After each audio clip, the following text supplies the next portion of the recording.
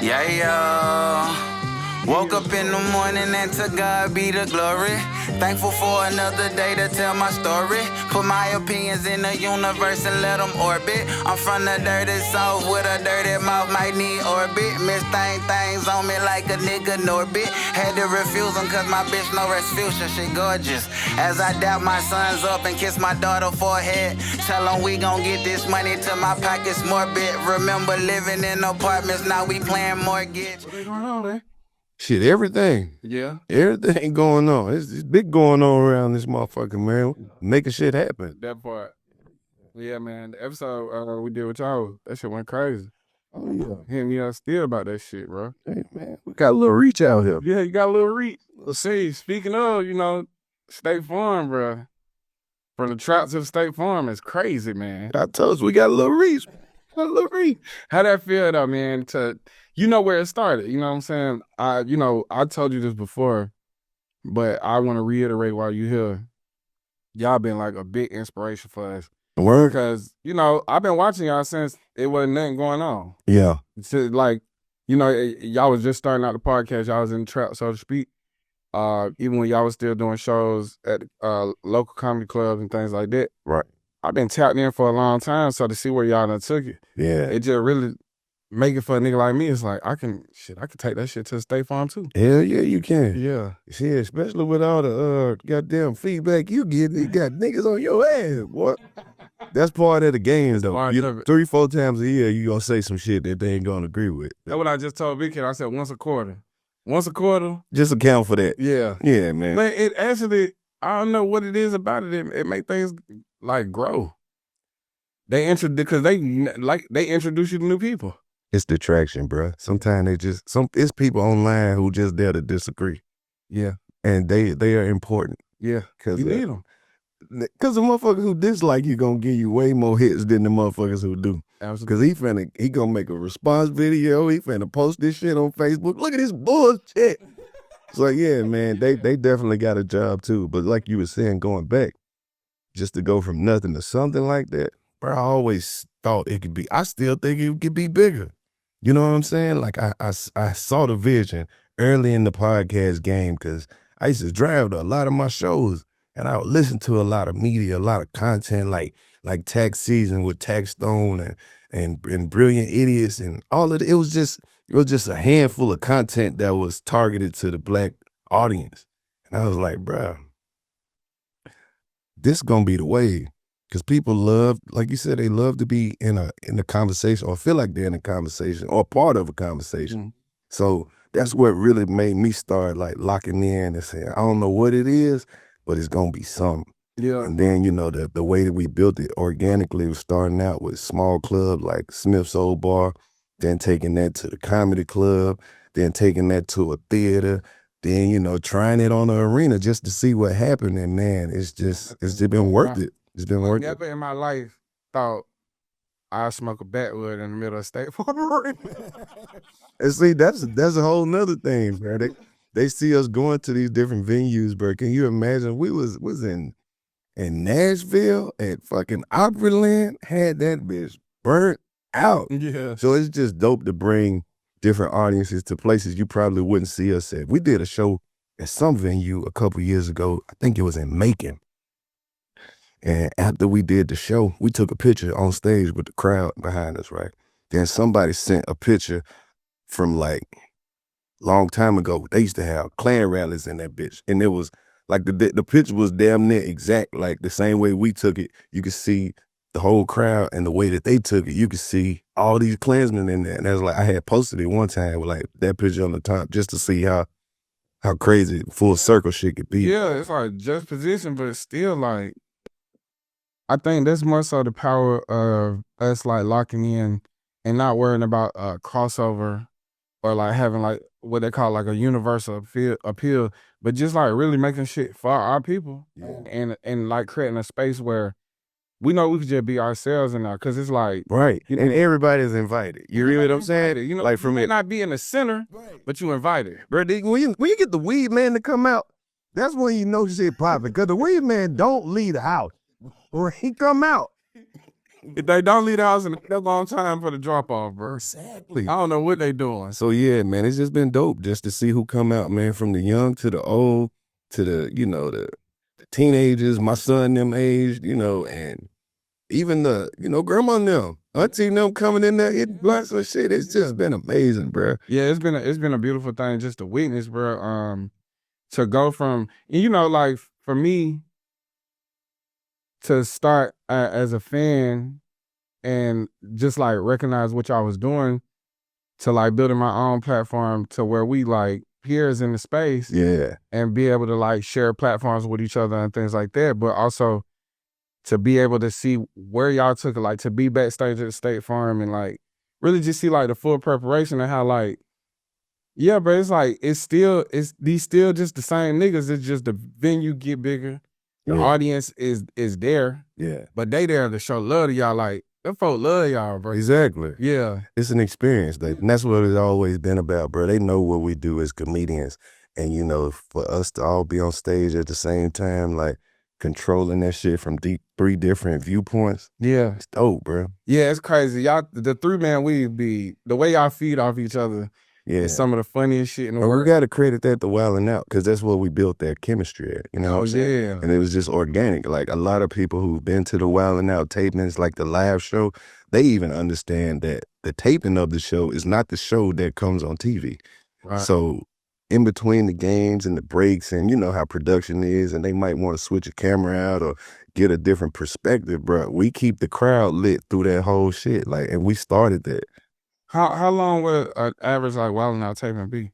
Hour and a half, 2 hours. That's an hour and a half if we really just own it, no stop down, straight through, and the games are pretty like, some of those games require them actually coming out and building a set or changing, the cameras and shit like that. But if we just do something and it's like 3 quick games in the wild style, we in and out in like an hour and a half.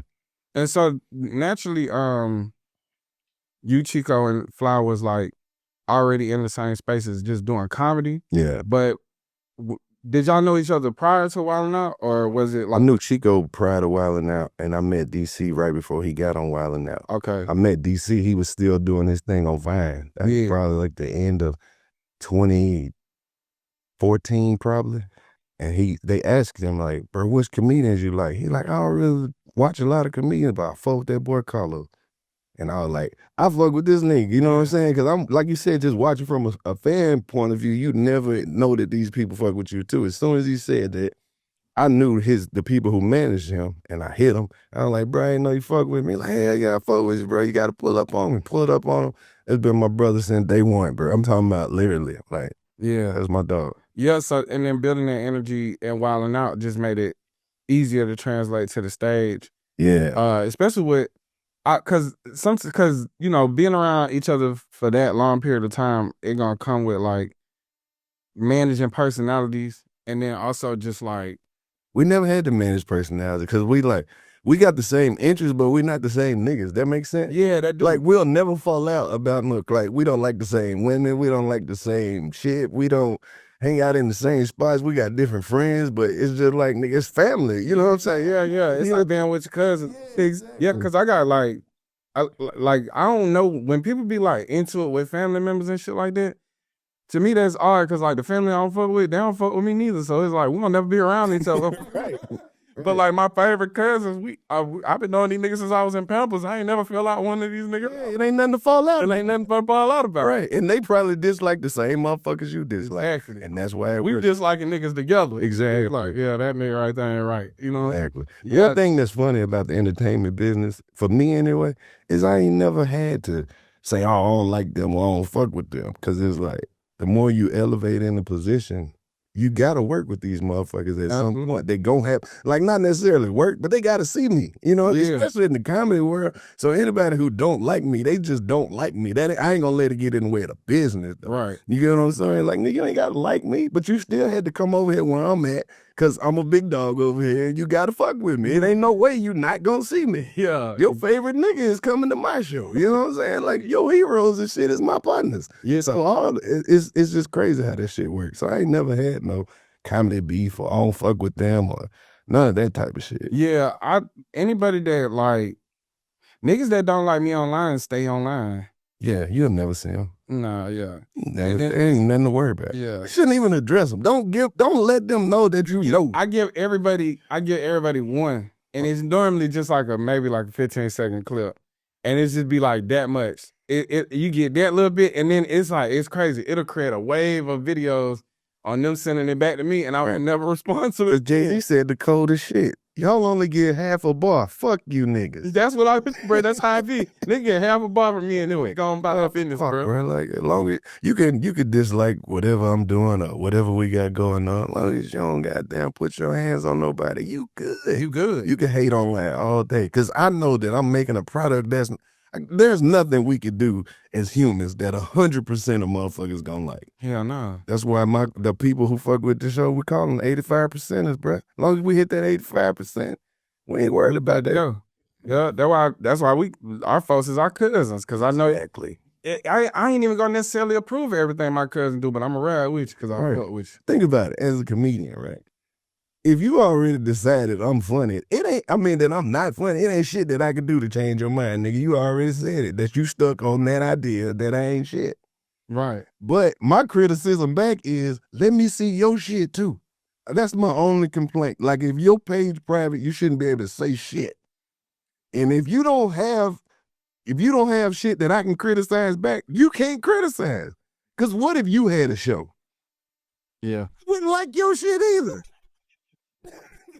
But you don't even have shit that I can criticize. I can't even dislike your shit because it don't exist. I sometimes I see like comments from private pages, and it's like no follower or little to no followers, no post. I'm like, man, I wonder if I know this motherfucker. I wonder if this is a motherfucker that know me and they just like, well, I can't hate from the public. Man, fuck them. Fuck them. It ain't never nobody that you would actually give a fuck about. That part. It ain't never a bad bitch. It ain't never nobody with nothing going on either. What? How is I was curious because from watching the show, as things go on, right? Chico will be here, Fly will be here. You always seem to like be the anchor to make sure everything going. When you was doing like the Black business spotlights and things like that, you introduced me to a few cool ass businesses too through that. Exactly. But it's like, you always kind of make sure you hold down the fort, so to speak. But how has that been? Is that just like a decision that you made on your own? Like, look, y'all do y'all thing. I'm gonna hold this shit down. When y'all get back, we back in. I just like to stay busy. Yeah. I like to be doing something all the time. Shit. I take just one day of not doing shit make you feel like you a week behind. Especially like you scrolling social media. You see everybody got shows. You see everybody traveling. You're like, shit, am I bullshitting? So I always like to stay busy, keep my hands in something and, plant seeds for further down the line. Yeah, because from it starting with y'all three, 85 has built like a network. Basically, that's the goal. Yeah, because y'all got the Poor Minds, y'all got Broken Plate, Nav Green, and English Majors, and Moneybag. We already do a sketch show. Yeah, Moneybag is fucking hilarious. Because he don't give a fuck. Bro, something wrong with him. Like, dude, different. Something wrong with him, bro. We still be talking about this shit when he said his daddy came in the room. But see, like, those are our friends. Yeah. And I did Lex and Drea before it was Poor Minds, when they was just in Drea's living room kicking it. And I was like, y'all got some good chemistry. Y'all got a look. Y'all got an appeal that no matter what y'all talking about, people gonna fuck with y'all because you don't get this perspective all the time. Yeah. So I always try to use the platform to bring other platforms up, and shit, it's just sometimes it ain't a money thing, it's an opportunity thing. Yeah. They can get in rooms that we can't get in because they some bad chicks. Or, people gonna like them, and it's be like, well, you know what I mean? It's a cross network. And then Nav, that dude, he funny anywhere you put him. So we really just needed to get him on a platform where he could do whatever he wanted to. And sports was just a perfect, and then it's also like that created another avenue, right, where they can be at the Super Bowl doing media. Exactly. Because didn't they just have a media space at the Super Bowl? I think it was through Prize Picks or something like that. Right. And then he created something that athletes like. A lot of athletes watch it. So when you get a platform like that, you got to run with it. I think that there's and we come through in this lineage as well, behind y'all, of people that's just gonna speak their mind without like this idea of like political correctness or like I'm a tone things down. Nah. And you can still get the sponsorships and you can still make money and you can still build an audience like that because we talk like everyday people talk. Right. And y'all really create an avenue or at least an example that you could just be your motherfucking self. You can be a real nigga at the end of the day and have a show. The best part about being a real nigga is knowing when to be one. You got to know when to turn it up, when you can really go or what you got on the table. Like, don't be a real nigga to the point where you pigeonhole yourself and you can't get no opportunity. That part. Like, you could be smoking crack, but nigga don't smoke crack in these people commercial. You think on family, you know what I'm saying? Same as crack for the locker room. Yeah, but I'm saying like don't be such a real nigga that you lock yourself. That's what I'm saying. Yeah, because at some point it's like it ain't just about being real. Like you gotta have some savvy about you. Be professional. You gotta be professional. Have some business. Yeah. That's the thing for us is like, any opportunity that I feel like we didn't want to take on or like we pass up or they pass up, it's like it's just something better coming. And it always has been. Yeah. Because, you know, being integral to like to your no. Yeah. As long as you don't bend on your nose, you're gonna be good. You know what I mean? But I'm a hustler though. I'm gonna find a way to make that shit work. They come with that check now. I'll be selling whatever. Yeah, I'll be selling sports bras. I don't give a fuck. Whatever. I'm a hustler like that. I believe in myself. So what? Like whatever it is, bro. If the money right, I can make it work. That part. But you know what I'm saying? I'm not about to put in a whole bunch of work without no reward. I'm all about them rewards, bro. Yeah. I go hard. Yeah. Yeah. Another interesting thing for me is it's just like the show is kind of built on y'all show a lot of love. Cause y'all show a lot of love to like people in hip hop who, even if they just had like them a moment, and we remember those moments, like somebody like a Player Fly done been on y'all show. Like that was one of my favorite guests, man. Yeah. Cause I always fuck with Fly. He always been the same, bro. Like when he would come and, cause he from Memphis and my hometown, Oxford, it's right there together. It's like, that shit might be 50 miles away or something, like, you know, less than an hour drive. So we was heavily influenced with the music shit, like the Memphis music, like the 666, the DJ Paul, horrorcore, and Tommy Wright III, and you know what I'm saying, the Criminal Mains, and like we got our own all-star. Yeah, come on, bro. Project Pat. But you know, that whole Skinny Pimp and Gangsta Boo and all that shit. Shaq. They had a little roster up though. But they used to always come like close to our area. They'll be, you know, little one-nighters and shit, you know, Mississippi, Holly Springs and shit like that. So when we would go see them, it was like, nigga, we really going to see somebody. And then like I remember going to a flash show and he rapped about, you know, hitting the powder, and then you actually see him, oh, he gonna real life hit the powder in front of everybody. You don't give a fuck. So yeah, he never changed, bro. I remember in my hometown, the police had like took one of his cars and it just stayed at the police station. Like people just ride by and just like, yeah, that's it. So he was always like somebody I wanted to really have a long sit down with. Yeah. I've been trying to reach out to people who I fuck with, who fuck with me. And, you know, when I see people in the comments, I'm like, bro, come on here and talk your shit. Cause it's all about showing love to the people that inspired us. Yeah. Cause that like, I still got to get Jim Jones on that though. Yeah. Cause this one moment that changed everything for me, bro. It ain't about no music. It ain't about no Dipset shit. It was, remember the Hey Ma video? At the end when the nigga had that long ass fur coat on and he pulled out that big brick of money. You remember that shit? Bro, that was right. You know changed everything for me. It's so funny that you mentioned Hey Ma, cause I literally before you walked in was doing that. Dun, dun. Yeah. I swear to God, I was there doing that. One leg with the Gucci crutches.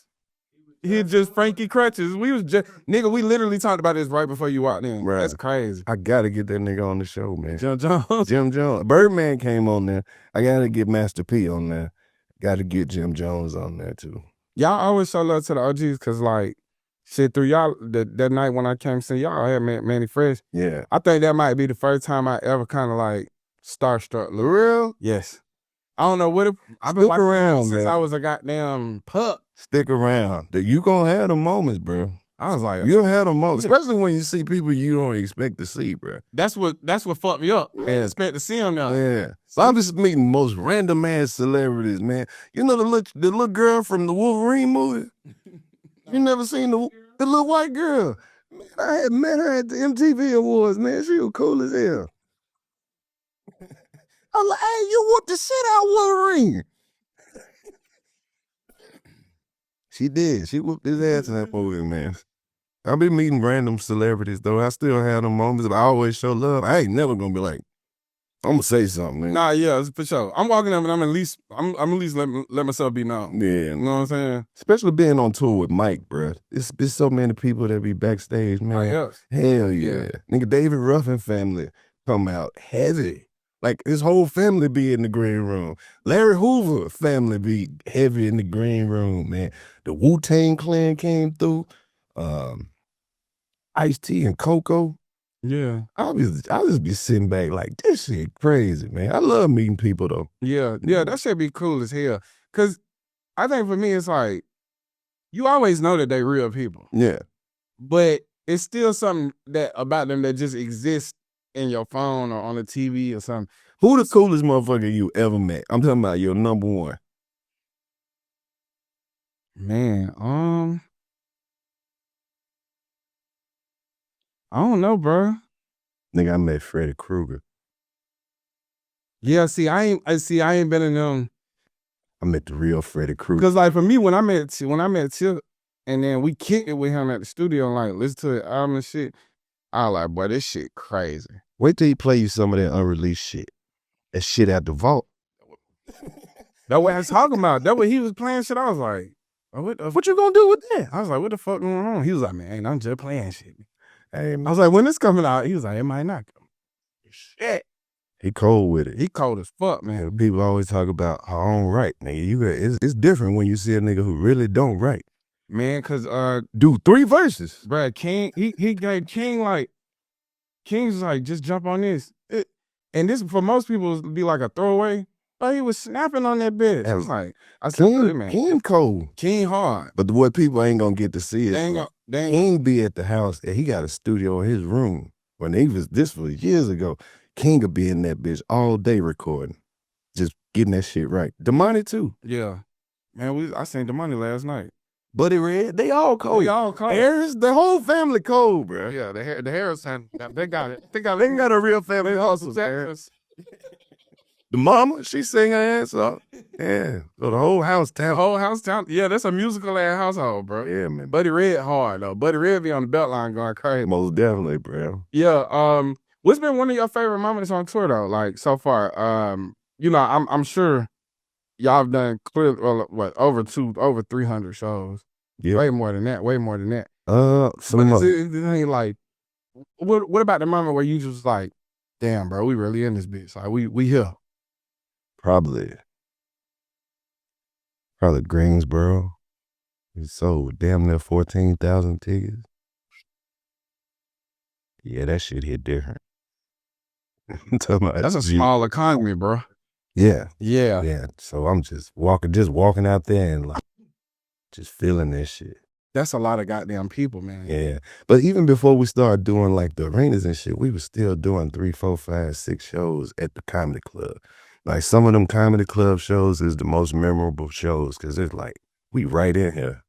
We see everybody and we were going crazy. Yeah. Yeah. But that moment right there really like, that's when we locked in though. Yeah. Just that first time seeing that shit and doing it just off the strength of social media, posting that shit and the show. You know what I'm saying? This before anybody really was fucking with it. We was really just doing that shit all the way by ourselves. Yeah. Like just all y'all shows y'all did independently and everything? Yeah.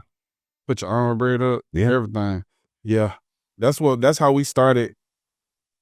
I mean, we just booked a tour, Southeast tour. It's 5 cities, but it'll be our first tour. Yeah. And like, niggas so excited, but then now we realizing like, but you need them 5 so you can learn the format or it works.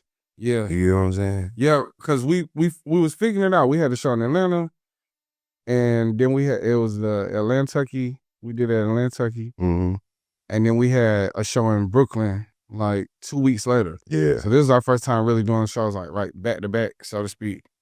And I feel like in Atlantucky, we was like we had like a rough draft of what we was gonna do. Yeah. I feel like when we went to New York, we really like knocked that bitch out the park to the point where the people that was gonna book the tour was there, and they was like, hell yeah, we're gonna get y'all 5 cities. Yeah, At least 5. Get that. And the Southeast. So Yeah, like, shit, do 5 with them and then do 5 dolo. yeah. Well, that's what we was talking about, some one-off joints and Most definitely. some cities that most people want to go to, like Wilmington, North Carolina. That's where I was raised at. Oh, word? Yeah, I was born and raised. I was there till I was 13. Oh man, I did a shit. Hey, this one of the spots that I got them a lot of love that I didn't expect. I always shout them out.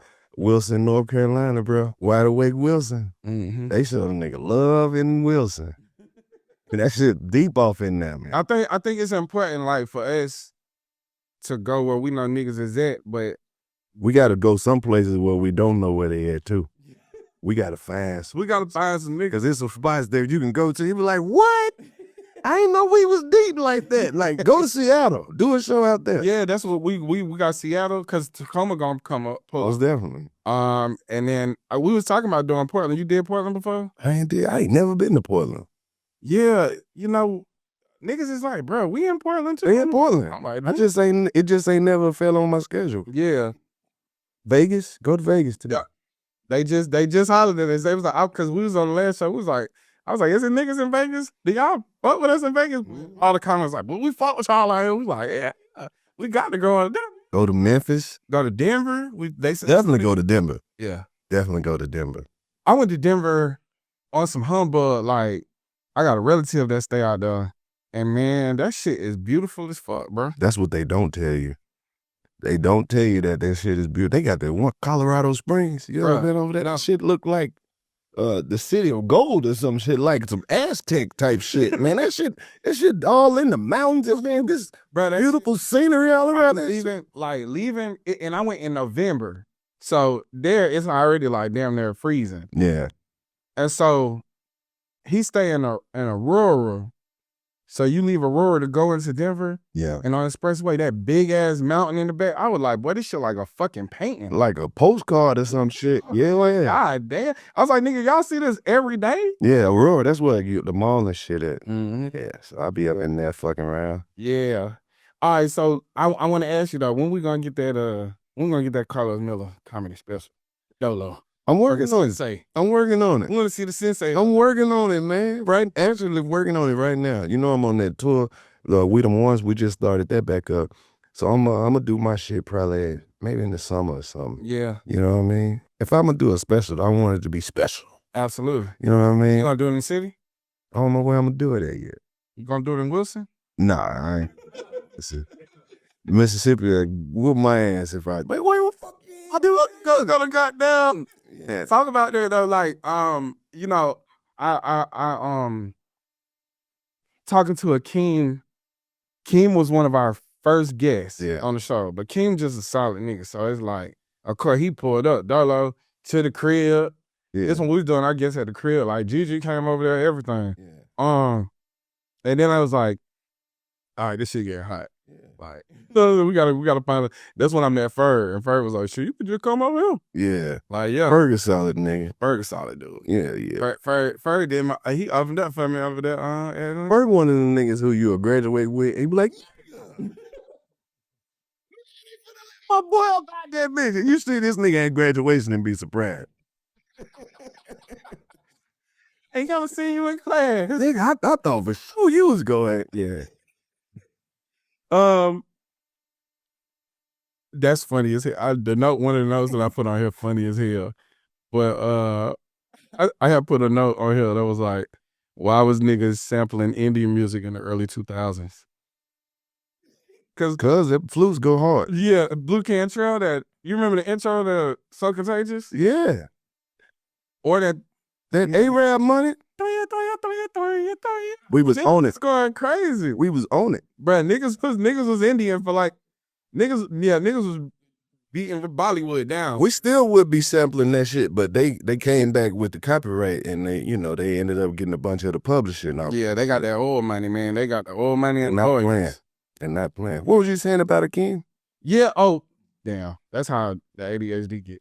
But no, but we was talking about being from Mississippi and like sometimes feeling like he was like, I felt like I had to leave to really see the success that I wanted to see in this music shit. And then I know that was the same journey that Banner took. That's the same journey Crit took.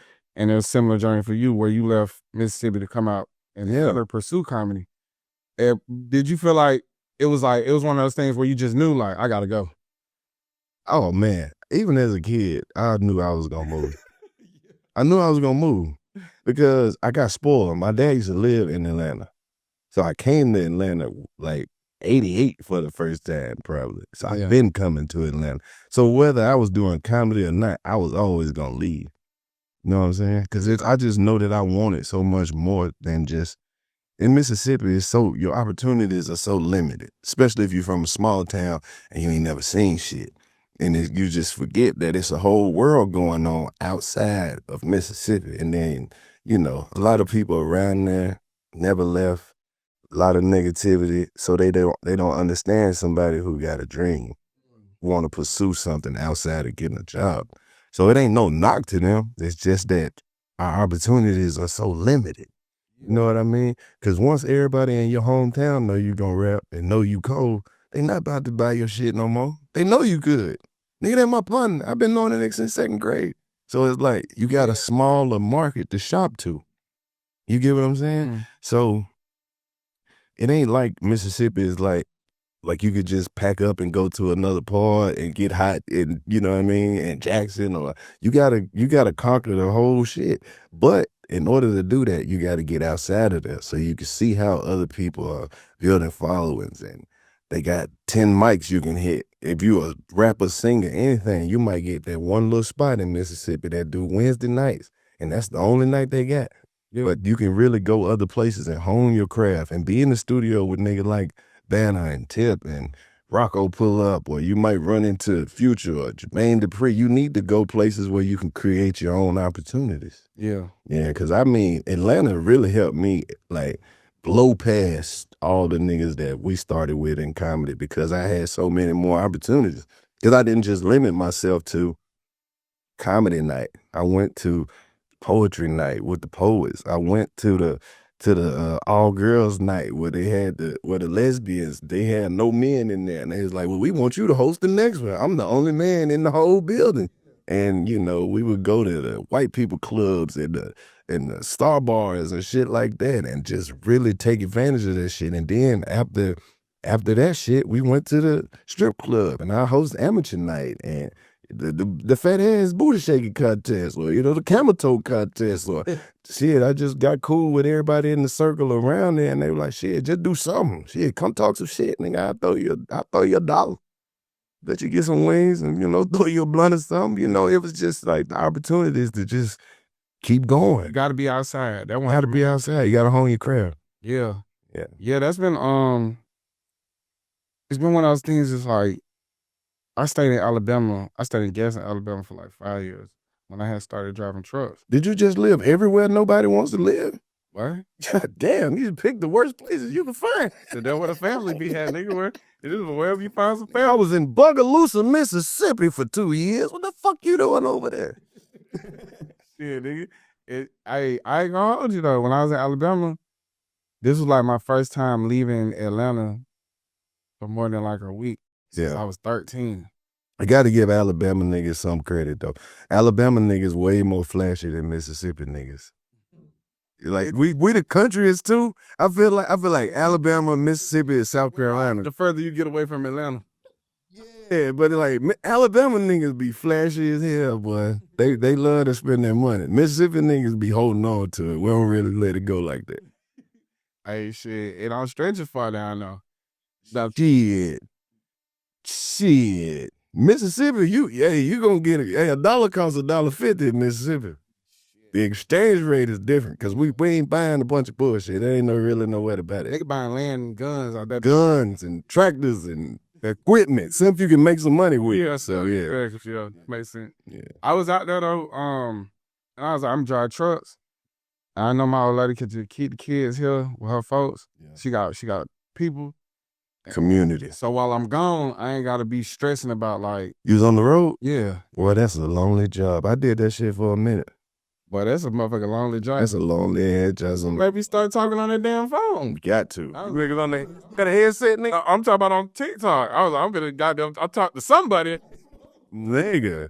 Ain't nothing but highway. You don't want to hear no music no more. You done played everything. Played every album. I done listened to every goddamn podcast. I knew I was cooked when I started watching full movies on the road. Nigga. Like, yeah, That's what really got me into the podcasting space, though, is that satellite radio. yeah. Because this is back when you still had to have, when I was doing it, you had to have the little receiver, the little XM receiver is the only way you could do it. So I used to listen to like Shade 4-5 and all that type of shit, bro.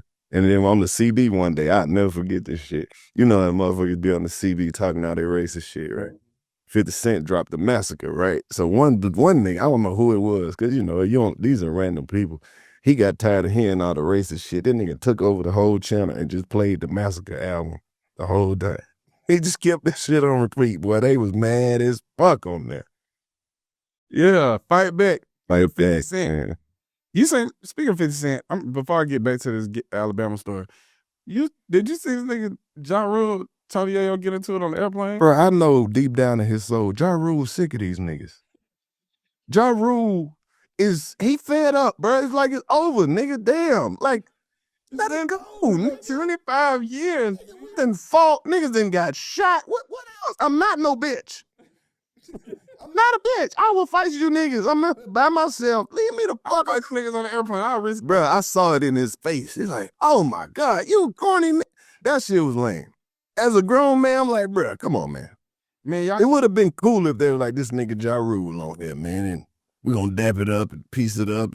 Or just. You couldn't, though, because 50 cut that nigga off if he did Yeah. that shit. He had to do that. He had to do it. He had to do Yeah, it. and it was, I bet, yeah, 50 was like, He would have cut them niggas like, off. was inspired. Yes, he would have cut them niggas off. Lloyd Banks back. Y'all would have watched them niggas. Yeah, you know, Yayo niggas. Yayo out here eating smoked up. Yeah. You know what I'm saying? Ja look like Ja been in that gym. I don't know. That's a tough one to call, bro. Cause Yayo a gangster at the end of the day. Gangsters don't really gotta be in. Cause you ever seen Uncle Murder? You ever seen Uncle Murder and Tony Yayo sit beside each other? Them niggas like two Ninja Turtles. It's hard to whoop them niggas who got a face like that. They been losing. Cause they blocking with their face. They eating them shits. Them niggas block with their face like a nigga doing Wing Chun. Yeah, I ever seen that? A nigga block with their head. Yeah, I ain't fuck with that though. I ain't like that because it's like, nigga, you finna be on a no-flight list. This shit is not worth it. Nah, man, cause I'm sure you saw that nigga at the terminal. You know what I'm saying? You saw that nigga at the terminal. saying? You seen when they called Zone 1. Y'all was in line together, nigga. Why you wait till you get on the plane? I ain't fucking let me. Yeah, let that shit go. Yeah, it's been too long and we too old. Too old, bro. I be telling niggas all the time, you don't want to get into no fight in your 40s, nigga. That shit might not never heal. In a real way. And your face just be tender for the rest of your life right here. Just even if you win, it's gonna hurt. Nigga, you imagine you whoop a nigga ass and you fuck your shoulder up. Look, cause a lot of 40-year-olds ain't never. When the last time you did a full sprint? Nigga, a full stretch. A stretch, in period, anything. Yeah, but back to Alabama. I was staying out there. I had started getting some traction on TikTok, but I was getting comfortable living there because it was like slow and country. And if it say it take 10 minutes to get there, it really is 10 minutes. Everything right there. Everything 10 minutes away. And, you know, like, it was ducked off and, like, a small, tight-knit little community. But I said, man, if I'm going to do this media shit, I can't do that shit here. Yeah, you know, you can't get comfortable. Because these motherfuckers around here, because then it just got to a point where, like, people in that city was recognizing me off TikTok. But then it was like, niggas I don't even know these niggas. First, I ain't grow up here. Yeah. And then he was like, yeah, I don't like that nigga. Like, he be talking all that shit on the phone. I was like, I don't know you nigga. That was another reason I like. I'm nigga weird. Let's get up out of here. Look, I left my little small. I left my hometown. Because after a while, you can't bullshit no more. You can't even bullshit. They started believing everything. Man, when this shit happen? Lying ass nigga. Tell me how fun. Bullshit. So, you know, I was telling my love, I was like, this shit slow, this shit comfortable, but this like the type of place where you really finding it in if you stay here. Yeah, you just done. Like, I'm gonna just work the job and go ahead and get to it. Everybody don't want everything though. Some people that's cool. And that's cool, but that ain't me. Yeah. And I was like, I gotta get back to the city, bro. Cause if I'm make it happen, I gotta do it out there. And shit, nigga came out here and everything really changed up. That's when I was able to build the studio at the crib, and shit, that shit just steadily took off. Yeah, man. Congratulations on all your success, man. Yeah, thank you. Going crazy. Thank you. Hey, we stay in the comedy for a minute. I'm curious if you had it could be from any time period. You got to do a show with 4 acts and a headliner, so 5 acts total. What's your comedy lineup? I could put anybody I want. Anybody. I'm putting Jesus on that bitch. You can't tell me what my Lord and Savior can't do, bro. I'm putting Jesus headliner. What? Yes. I'm from the lock that. Oh, Some shit. Jesus. Jesus. Yeah, hell yeah. Jesus is headliner. That shit gonna sell out. Everything good that could happen is going to happen. Listen, bro, you talking about you can play that bitch in the Rome Coliseum. Man, we That play. shit go stupid. We finna do radio 500,000 man, right? Biggest show of the history is there. Jesus headlining. I'm putting Bernie Mac on there. Uh-huh. I'm definitely putting Bernie Mac on there. I'm putting Richard Pryor on there. Who else I got left? Let's see. Shit, Red Fox. I put Red Fox, Richard Pryor, Bernie Mac, Jesus, and what I'm hosting. You hosting. Yeah, That's it. That's the show. that's it. I want to host just because I know the lineup and I'm gonna fuck them up every time. You ain't gonna believe we got this motherfucker, man. Special guests probably be Dave Chappelle and Kevin Hart. Mm-hmm. Yeah, I'm gonna leave a few spots open for my niggas to really like open, where you get 5 minutes, but you open it for Jesus. You see what I'm saying? You see what I'm saying? You see what I'm saying? Yeah, man. I'm doing all that. Jesus come out. First of all, he not coming out. He just appears. He didn't walk or nothing. It's just, it went dark and the lights came back. It's gonna be big, bro. Yeah, he's coming floating down from the sky. Yeah. Nick, With no shoes on. Nick, cold. No sandals. No, just barefoot. Yeah, so everybody in the crowd can be like, bro, his feet really is brown. I told you he's gonna come out like that. And then he gonna feed the whole crowd Look. with 1 loaf of bread and a fish. Yeah. Everybody eating a fish sandwich. Everybody eating fish sandwich, nigga. 500,000 people eat number fish sandwich. Come on, man. Bitch. At the end, everybody getting baptized.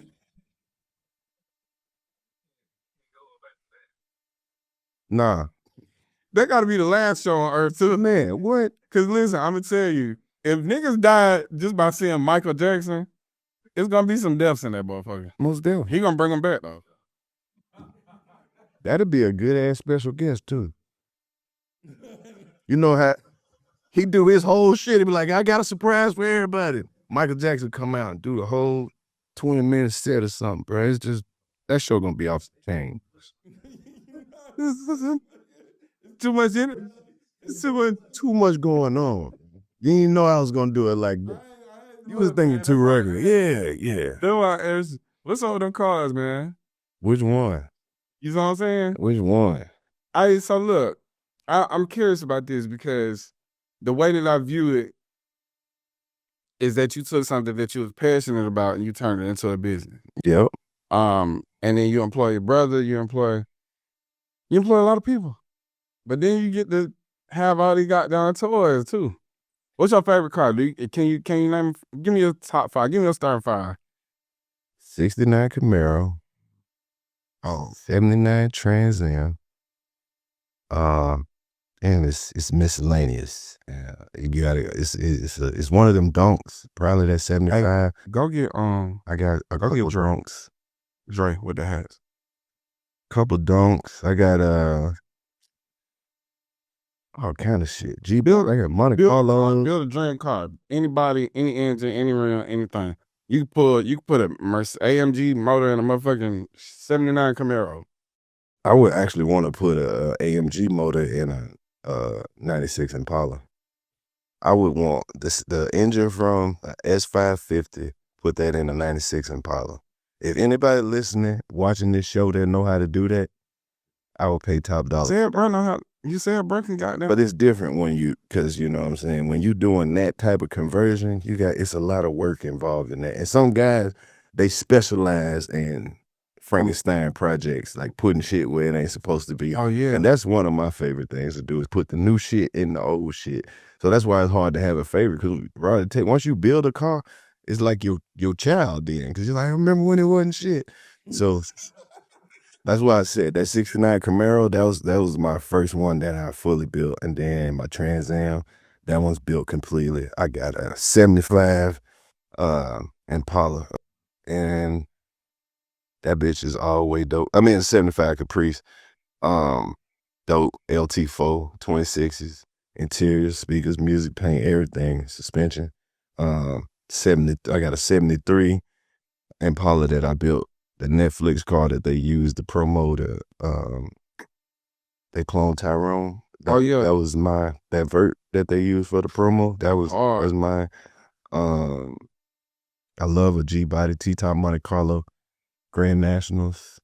I love Benz. I love Benzes. I love the SL 500s and the 600s, and I love the S550s and the two doors and the coupes and all that shit. I just love a nice, fast, clean ass ride, bro. Yeah, man. Yeah, because they just like, different body lines and shit. I look at the car and I be like, what kind of badass chick would look right on that? You know what I'm saying? Like, that's the perfect accessory for a nice car. Yeah. And then, coming up as an entertainer, it's so hard to keep a car. So when I got on, I was like, man, I'm going to make sure I never ask for a ride ever again in my life. People treat you like shit when they know you need a ride, boy. That is the worst. I don't even like riding with a motherfucker. Like, I will pull up, but I'm not riding with nobody, bro. That is the worst. You can't leave when you ready to leave. That's what my biggest gripe is. Like, that's the only thing, that's the best thing about Lyft, Uber, any of that. It's like, boy, I'm ready to go. I can get up out of here. Man, I'm telling you. But boy, when you ain't got no car. Nigga. Especially being in the South. When I didn't have a car, it wasn't no Ubers and shit. It was. That's what I'm saying. You from the old time. Yeah. You ever roll with a motherfucker like they your ride and they decide to give another motherfucker a ride? Right, yeah. Now you mad. Like, now you in a carpool. Ride and you giving a nigga a ride already. Man, listen, man, you ever goddamn, I remember I'm in the car with this nigga. I'm in the front seat. We pick another nigga up. And we all go to work together. And then when we get off work, we get back to the car. He go to get into the front. So he said, man, you get your ass in the back, bro. The way we came here is the way we leave. Exactly. No, what you? Fuck is your problem? Talk about I call shotgun. Shotgun. It ain't one, bro. Ain't no shotgun. You an extra. Me and this nigga ride to work all the time. Now my car in the shop when I get out. When I get my car out of the shop. Hey, look, that's the go-to line. That's the go-to line for a nigga with no car, man. My shit in the shop. Hey, then you start making requests like, hey, drop this nigga off first, man. But yeah, bro, we got to bro. We locked in. You know what I'm saying? He making this shit hot. Yeah. He making you not want to pick me up no more. See, that's the worst shit, though, when your car is actually in the shop. When your car actually in the shop, that is fucked up. It's fucked up. Because it's like, damn, I done burnt. Because it sounds like a lie. Because I done burnt the lie out already. Oh, man. And because everybody that be on. Listen, I'm going to tell you, being in the South and not having a car is the worst shit. You won't make it. You ain't going to make it. You ain't going to make it. Because, listen, it ain't nothing worse than walking where shit ain't walkable. Ain't no sidewalks. And the worst thing about, like, in Georgia is, like, they got public transportation, but that shit don't take you exactly where you need to go. That shit kind of just takes you like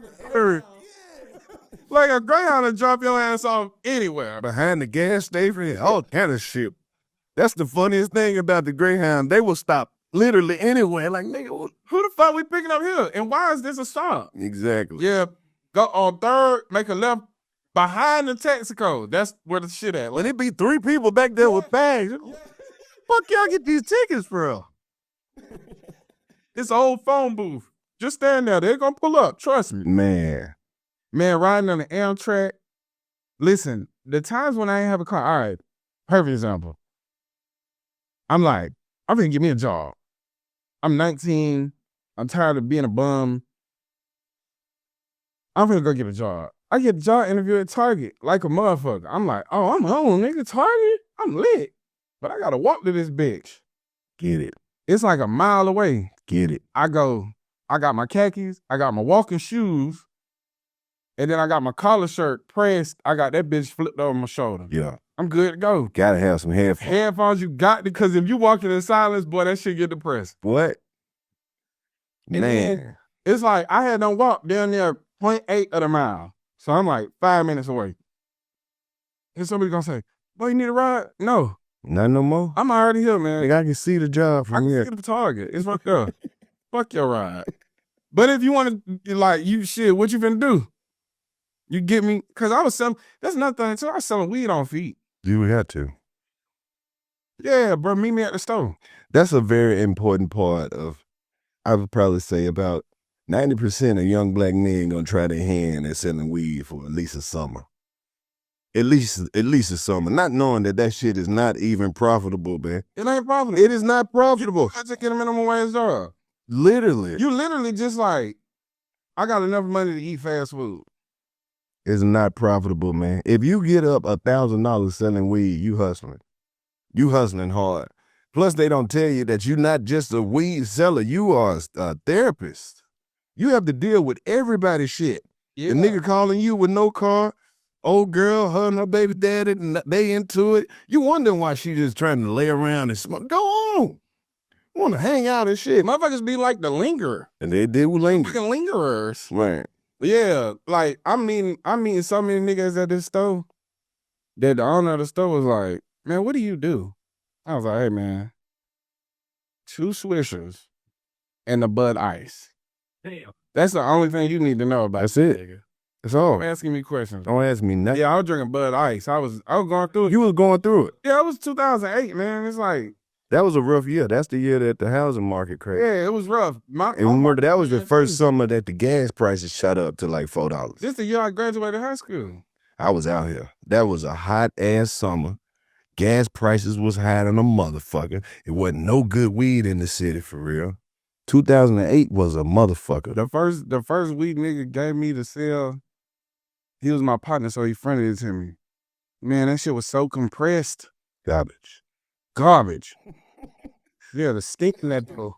At least it broke up good. Yeah. They broke up good. Right. Always got. But damn, you'll fuck around and give a nigga 2 grams for by accident. Yeah. And it's like, is it 2 grams just because it weighs 2 grams? This when you start like, It's really 5. it's really, because goddamn, that shit be so compressed. It's 5. It brings it in Mexican dirt weed. Man, Bullshit. man, I remember them days, bro. You knew you had some bullshit weed when you can see where a nigga actually had took the scissors and cut it off the brick. And I man, you cut the seed? Bro, I hit the weed one time. I'm standing up. I looked up and I was on the floor. It definitely made a few motherfuckers pass out. Yeah, that shit made me pass. I said, God damn, what type of weed is this? Yeah. And It didn't look good, but it smoked good. it didn't look good. Sometimes, yeah, you might catch that pack. But this also when niggas started getting like that Arizona weed, the shit that looked like exotic, but it's still mid. That high time shit. That's Boy. Yeah. I used to be goddamn capping the fuck out of it. I'm like, this $10 a gram, bitch. Nigga. For the whites. I was in Douglasville selling weed to the whites. $10 a gram. That'll do it. Yeah. That'll do That was a good summer. Man, for you. It was a rough one too, though. But for the niggas who bought it and really thought they was about to smoke, Boy, it looked good. It was pretty and fluffy. I remember that shit. that high time shit, boy. But it really wasn't hitting on shit. Talking about nothing. That was some Delta 8. That's that gas station. Boy, that Delta ain't no. That's that gas station weed. You like weed like a motherfucker, boy. They ain't selling that bitch at the Shell. You better get your shit out of the Shell. Personally, Alabama, I'd be like, they just selling it like that? Then you look at the pack, that shit say contains no THC. You Nigga smoking a flex pack. Come on, man. But them days when I was on foot, it really did make me lock in. Like, I got to be something greater than this, because goddamn. And then niggas that you know will drive past you in a car. Yeah. You like, damn, you ain't. It's funny when you look back at the days that you ain't have shit. All the people who you thought could help you couldn't help you either. Yeah, they were going through their own. Everybody was good. That's the thing about it, bro. Everybody was doing about the same. It still is, really. Yeah. Yeah, so don't never look at nobody else and be like, shit, they could have. That's that's wisdom, though. That shit you learn over time. Like, boy, them niggas probably worse off than me. You don't That's know the what same shit I was seeing with Glorilla's sister, though. Shawty said, I was so hungry, I damn near ate a roach. I was like, man. That's what you call powerful hungry. When you start doing shit like that, that's even to think that is different. She was fucked up. But you can't count nobody else's pockets, man, because the more you make, the more expensive it is to maintain that shit. Well, because you got to pay people, and it costs money to make money. It costs money to make money, especially in entertainment. You got to look like something. Yeah, because ain't nobody about to support your broke ass. And then you got to flex. Yeah. Even if I just made 100, I got to say I made $1 million just to keep motherfuckers guessing. You can't. I ain't appreciate that either. I know how that shit be, though. Shawty said, I damn near ate a roach. I lost my fucking mind. I said, bro, I ain't never been that hungry. Shit. I don't know. She should have called and tried to work that out first. Well, because you seen Glorilla lately? Yeah. Glorilla look good in a motherfucker. She do. She look good as fuck, bro. She should have called and went and got her a makeover. She wanted, man. I was like, it's something she could have did. She could have did something. She could, but that she went about it wrong. But she got the wrong attitude, man. Well, then, too, it's like, man, you know, sibling, because I seen she had dropped like a price sheet. And she was like, guest speaking services, $10,000. If you want to talk about family business, this is what she said, family business, $12,500. Well, at least she got an entrepreneur spirit. I hope she figured out, though. But I think, if she play her, tell them family business. If she can play it right, she can make some money, bro. She can. If she get around the right studs, because they got money. A lot of them studs is in the tech field. So it's a lot of studs around Atlanta that's really rich. A lot of titties on the polos in that motherfucker. I'm just saying. Hey, man, hey, man, nobody won't even debate that. Studs got their check. That's real. The real ones. I ain't gonna lie, LGBT folks get to it. They get to it bad, bro. All of them I know. They having some pay. It's something about it. They just get into that pay. They got 1 million different hustles they could do, bro. Yeah. Eyelashes, makeup, hair, shit, entourage. Some of them niggas just be hanging around. Yeah. Getting money, like, come on. Money. Get to the goddamn money. Yeah. Yeah, man. Y'all remember when our studs had got together to try to free Brittany Griner? I do remember that. That was a It's shit that be happening on the internet, bro, that I'll never forget. That the nigga crumping at the George Floyd protest. You remember that? Absolutely. Bro, listen, bro, that is one of my favorite videos of all time on the internet. And also the moment that I started hating crumping. I was like, I would never, if I see a nigga crump, he out. I'm from the South. Crumping was always some bullshit. It was some bullshit, but my auntie made me watch Rise when I was doing some bullshit. My auntie was like, you headed down the wrong path. He'll watch this movie. No knock to them. We fucks with it, but fuck with it, but like crumping on the beach ain't gonna. That shit was so funny. You know, my favorite shit on the internet in the last couple of years been Charles Ramsey. That nigga who found them white girls in Cleveland. You remember? Giveaway. I eat ribs with this dude. We eat ribs and listen to salsa music, man. Him and that nigga with the golden voice. Chocolate Rain? Nah, the homeless nigga.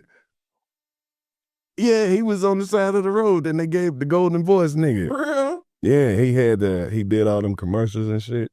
Bruh, it's always gonna go back to that crumping video for me. Damn. Cause it was dead quiet. And you and the white bitch out there crumping at the police and they just looking like, what was they on though? Eat the shit up. What were they on? They was on something. They was on something because they was dead ass, bro. He probably found an X pill from 02 or something. There you go. He went through an old jacket and found some X pills in Out it. of Blue Dolphins, boy.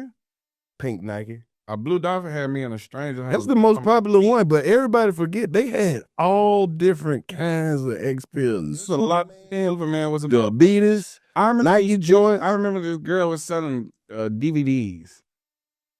And she was like, I got Superman. I was like, you got some ecstasy? She was like, no. DVDs. Like, bitch, I was finna buy you out. Blue Dolphins is the only one that get mentioned nowadays. Shit, I want a fucking DVD, bitch. I thought you had some drugs. They had all that shit. They had the Gucci ones. They had everything, bruh. Like Transformer motherfuckers. Chanel. I'm gonna go. I like to go back to the 70s and have me a Quaalude. Ain't no reason. Why would you go have a Quaalude when you could really just go hit the powder? I would do that. The powder was hidden. That's what you wanted. Nigga. That's when the powder was just for people with money. Yeah. It was a rich nigga drug, bro. Powerful thing. Come on, man. I'd be doing all of it. The disco. Put that's.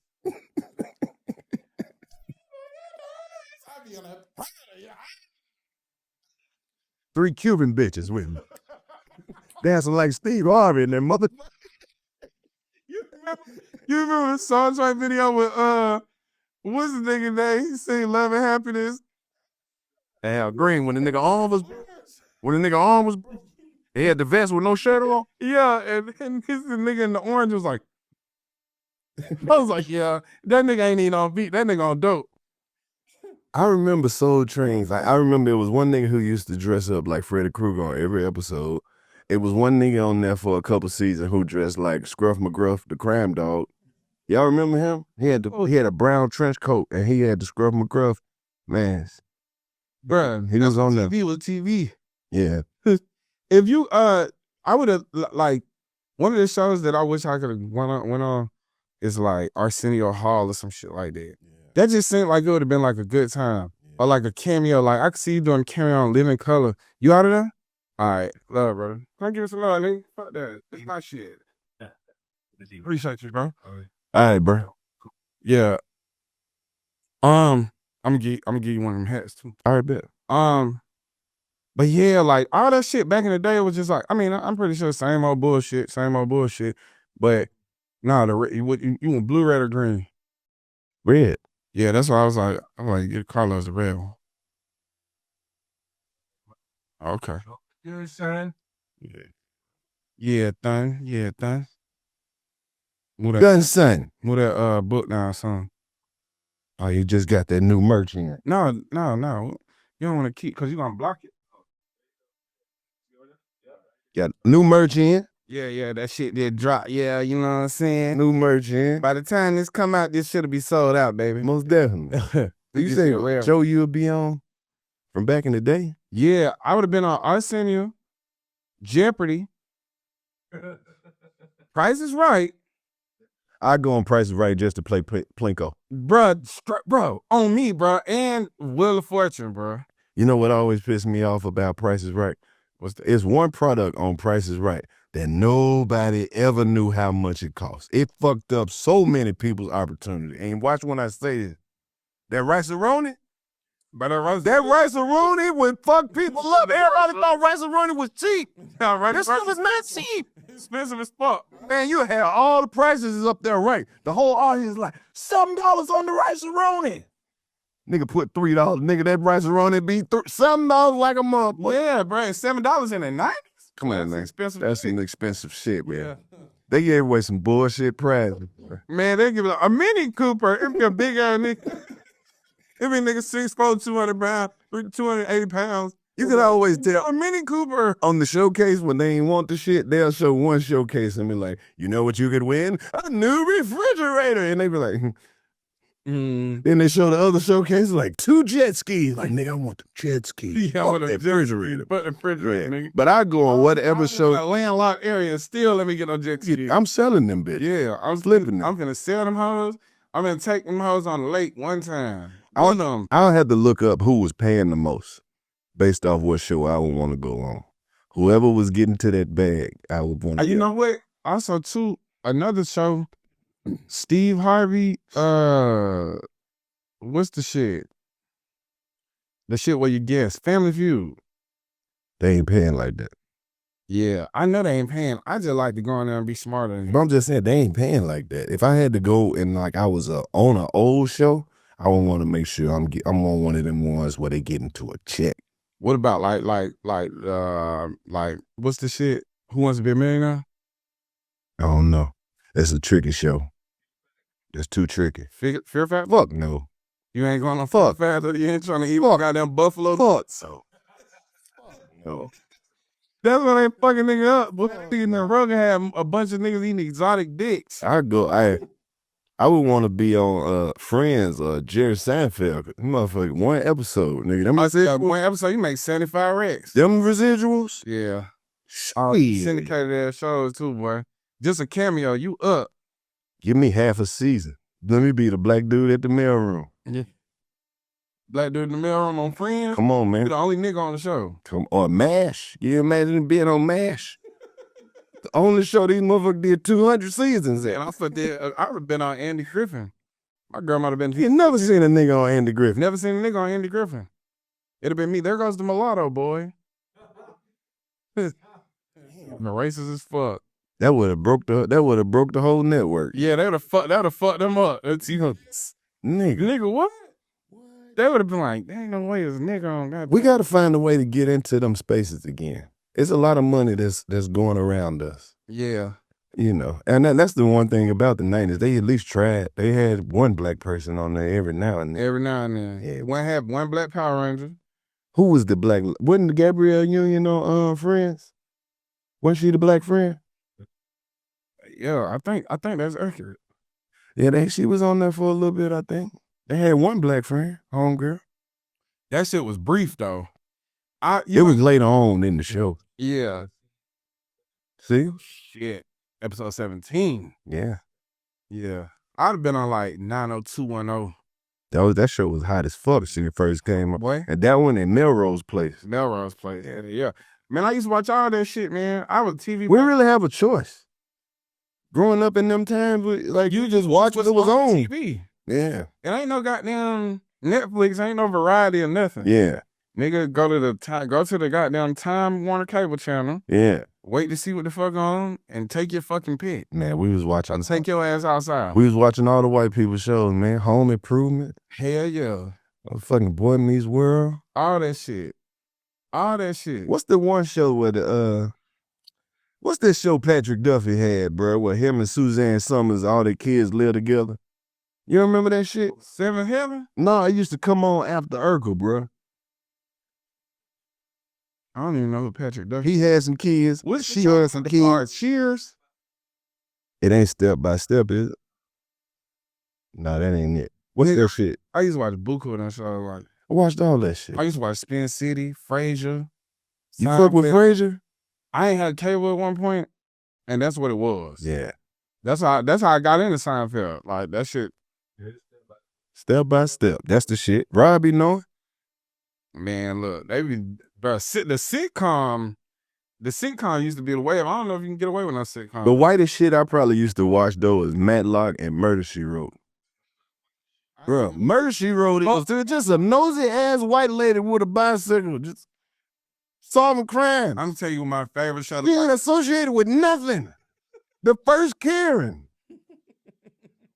Just nosy as fuck. That's what Murder, She Wrote was? That's what it's all about. Seen that before. Well, the lady, she an author, right? So she write murder mysteries, but she be solving crimes in real life. She crazy. Cause she just knows. So here's your little Lansbury. She done took it upon herself to be an investigator. Yeah. She ain't affiliated with nothing. She don't have no gun or nothing. She get terrified in every episode. Somehow she makes it out. I used to watch, bruh, this my shit, bruh, growing up. In the Heat of Night, bruh. Bruh, when I used to watch that shit with my grandma, that was me and my granny shit, man. So you watched the old one where they had the niggas singing. My trouble. Nigga on the harmonica and shit. That was my shit. You hit that. That was okay. That shit better be good. It's the same every episode. Yeah, man. They had niggas on that show. Yeah. And they had a buff ass cop on that motherfucker. Bubba. Bubba, yup. And then the OG, the police chief, all white man. Oh yeah, I remember he's Archie Bunker. that was that was I think Cops is like one of the first shows where a nigga slapped a white man. Cops? I'm not Cops. In the Heat of the Night. Yeah, when Sidney Poitier was on there. Yep. Sidney Poitier, the first black man slap a white man on TV. Sidney Poitier was the first nigga to do a lot of shit. Yeah, he kissed a white woman too. Yeah, on TV. In the mouth. Who's the dude that put his feet in the pool with We don't know. the Rogers? We don't know him, but that nigga's a legend. The mailman. Yeah, He was the mailman. bruh. Ian Norton, Mandingo. You remember that one? That's the old school one where he smashed a white woman in there. That was in like the 70s.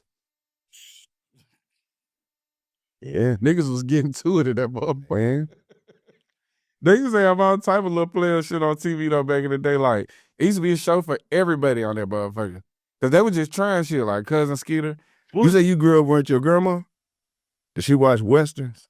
My grandma wasn't a Western person. My grandma was a sci-fi person. Okay. Like So- like Tremors and shit like that. Star Trek. Yeah, Tremors, Star Trek.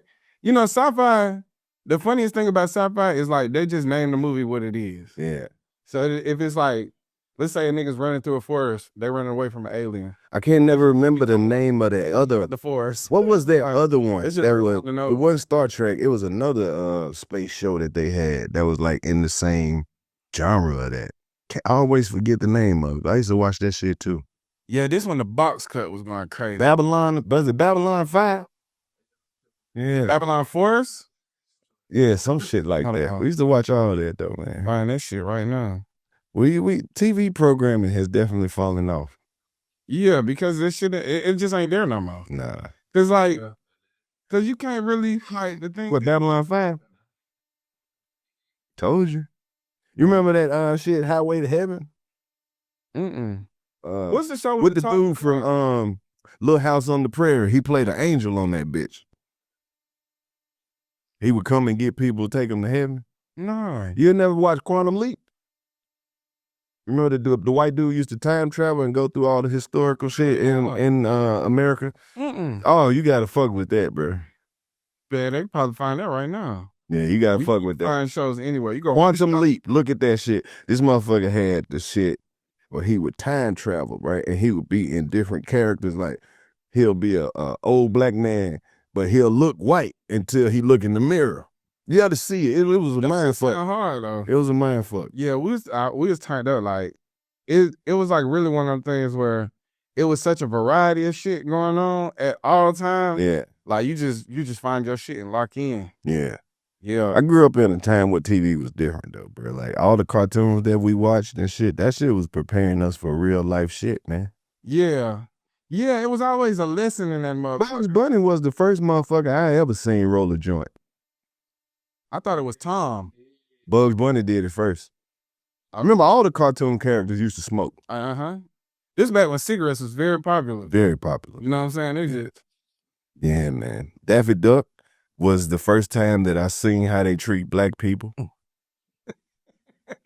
shoot the shit out. Shoot his whole beak off. What type of shit is that, man? They never fucked up Bugs Bunny. Ever.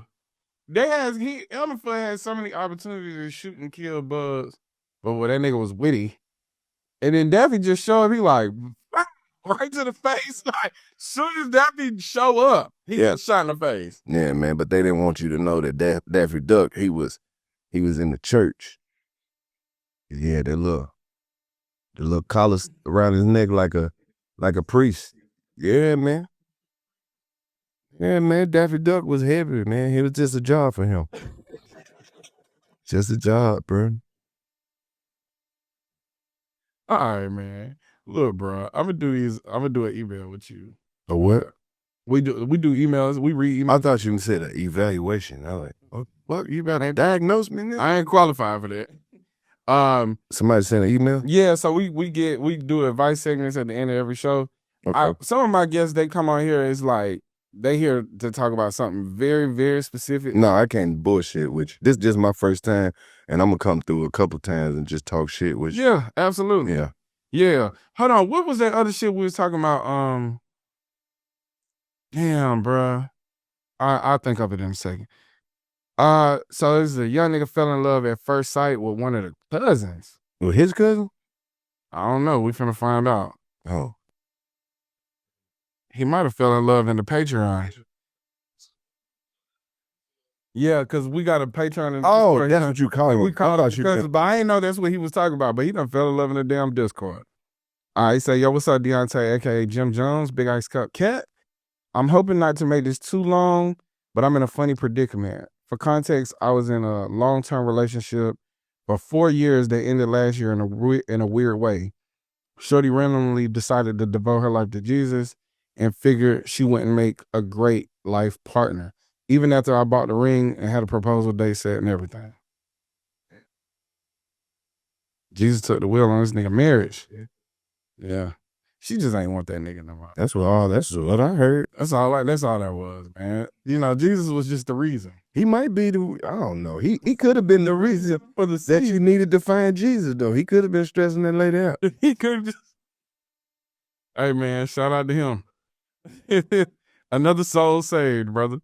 Now fast forward to where we are today. I've been staying out of the dating scene because the market is trash, and I haven't found anyone. That's an excuse. That's a cop out. Niggas always saying dating is trash. Maybe it's you. It's a cop out. That's definitely a cop out. But I don't. We'll go finish. Yeah. I've been staying out of the dating scene because the market is trash, and I haven't found anyone that I can connect with intellectually or spiritually. Just wasted time. I recently met this lovely sister on a work trip who also happens to be a big fan of the show like me. We connected instantly to the point where we went on multiple dates in a row and talked about everything until the restaurants closed. 5 or 6 hour conversations. She expressed the feelings were mutual, so I thought we were in a good place to not necessarily be in a relationship that quick, but at least see where it goes. This is where I need advice. She expressed that the distance between us, 2.5 hours, and a few minor things like school, work, etc., could be a reason why we wouldn't work. I let her know that I'm willing to move closer, not exactly for her. It's for her. You moving closer for her. Not exactly for her. I've been looking for a reason to advance in my company, and this is the area to do it. She's just an incentive. But I feel like she's running from her feelings because she doesn't want to get hurt. Or she thinks I just go on work trips and bag women, which isn't the case. I'm trying to figure out how we went from hitting it off to now I can't even get a text back. Should I apply some more pressure or just let it be? I want my baby back. That nigga said, P.S. I'm a young nigga with motion, great job, and I look good, so this isn't my first baddie. I'm just confused as all. It sounds like he a pushy nigga. Yeah. He been kind of pushy. Like you trying to move, and you only went on a couple dates. I think he moved too fast. He moved too fast. That's scared. He's scared. Yeah, he's scared off, man. You know. Well, I don't want to say the pussy. A potential partner. No, he scared the pussy out. Cause she was giving. I mean, from what it sounded like she was cool with where they was at. Then he started trying to do too much too fast. Well, I think she was just like, look, this was a great time, but we live 2.5 hours apart. That ain't shit. I'm in school, I'm working, I'm doing this and doing that. And he like, should I move closer? Now, see, the thing is like, you can't frame it like, this will be good for my career. She not going for that. Nah. Because she might not want you in her cipher like that. It just sounds like he's trying to smother her, though. Especially if he is young as he say he is. Like, young women ain't really too interested in being too serious too fast. Yeah. Yeah. And plus, if she at school, she got some more niggas. You know what I'm saying? She might, if she bad to him, she probably bad on campus too. Bad like a motherfucker. Options, football players, baseball, basketball, a whole type of niggas in the city with motion. Yeah, he like, I'm a young nigga. Well, he's saying he like, you know what I'm saying? Like, he the only nigga with motion, man. He ain't the only nigga. You not the only nigga she like. That's the rough part that you just gonna have to accept. And he said he's staying out of the dating game because the dating game trash. It is trash for a young nigga. I don't know, man. I think yeah, I think after the fucking marriage got called off, He gonna have to do some internal work. Yeah. I think he is Because ignoring I'm curious about that. Like, what made her just call the marriage off out the blue? he joined the church and got closer to Jesus. That's what he said. That's what he said. That happens though. I think everybody done experienced that at least once. I done seen some of the best freaks turn their life over to Jesus. That's all they care about. But when they do that, it's over with. Yeah. She's never coming back. Yeah, you can't get them back. If she don't come back in 2 years, it's over with. They usually take 2 summers to be like, for real, for real. Yeah, they go hard for 2 summers. Come on back around. Hold on, let me find one more, man. This shit funny. Hold on. It sounds like he's doing a lot though. My heart goes out to him, but as a nigga who was a young nigga before, you just gotta keep pushing, man. Especially if that's what you want. You gotta go hard. You gotta find somebody who want the shit that you want. Now the scary thing is you gonna find somebody who want exactly what you want, and then you ain't gonna want that shit no more. That be that tricky shit too.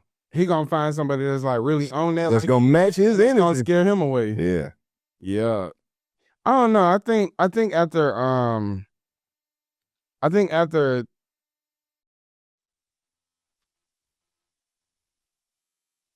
just making sure you weren't. No, I wasn't. But you can't be. If I had to go back, I wouldn't take nothing serious in my 20s. I wouldn't be serious about nothing till I get about 28. For real, for real. I wouldn't be trying to lock in nothing. No feelings or nothing. Just enjoy your time when you got your time. Because that shit could change at any moment. You can wake up and that shit over with. You can go to sleep and fuck your relationship up in your 20s. Hey, a dream to fuck up. You know what I'm saying? Go to sleep.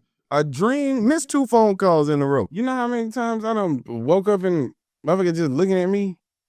I had a dream about you. Like, damn, why you don't never have no good dreams about me? Why in every dream am I butt naked with 7 bitches? She believe in you. Hey, wouldn't it be dope though if men could get as many women as your woman thought you could? Because they act like every time you step out the house without them, it's just about to be a harem of bitches that just show up and treat you better than she do. I don't know what that shit is about, man. That's because they know they don't treat you right. That's what it's about. She know that it's somebody. She done heard her homegirl say how much better of a woman she is than she giving you. A homegirl is a better. You do what for a nigga? Couldn't be me. Girl, it's his birthday. I don't give a fuck. You don't even know your girl is the one on there talking all the shit. I wouldn't do shit for a nigga. So you don't do that? No, I give a nigga nothing. Wow. Niggas start looking real attractive in that motherfucker, don't it? Hey, man. Hey, all right, we got one more. Should I leave my healthy relationship? Hello, I'm a new listener, and so far I value the light y'all shed on some of the more niche topics in the Black community. Emotional intelligence is very important to me, and I can't wait for the day that it's more common. Anyways, I'm here because I wanted advice on my 2-year long-distance relationship, and I don't really have a role model or anyone I look up to discuss this topic with. Okay. We're both in our early 20s. I like to say I'm more mature than most around our age group. Him and I love each other, no doubt, but my issue here is consistency. We have had 3 discussions about what we expect from each other in our relationship. Yeah, let's just go ahead and cut. Let's go ahead and just. I don't know why you read so long. I saw so many red flags in that email. The first one was emotional intelligence. As soon as I start hearing words like that, I had lost interest. Well, here's the thing. And then, I'm more mature. Yeah. That's self-proclaimed. Also, it's self-proclaimed emotional intelligence. That might be the problem. A lot of self-proclamation. You too mature. You lighten up. Hey, you know what? It ain't nothing I hate more than a young, serious person. A young ass old one. Yeah. Hell no. Coming to bed with them big ass socks on. What the fuck? You ain't in moo age yet. Nah, You that used to get a little gravity up on them before you put a moo. as soon as I heard emotional intelligence, I clucked out. Cause I feel like that's just some of that shit that play just to be saying shit to make it sound good. Yeah, it is to me. Well, you know, Cause a woman told me I was emotionally unavailable. And I was like, oh, you mad cause I don't give a fuck about what you give a fuck about? I ain't the type of motherfucker that could just sit around and sulk in a problem. We either gonna do something or shut the fuck up. hey, look, as a solution oriented person, if I can't fix something, I'm gonna give myself a little time to like bitch about it, and that may be like 2 hours. But we men, nigga, we gotta fix it.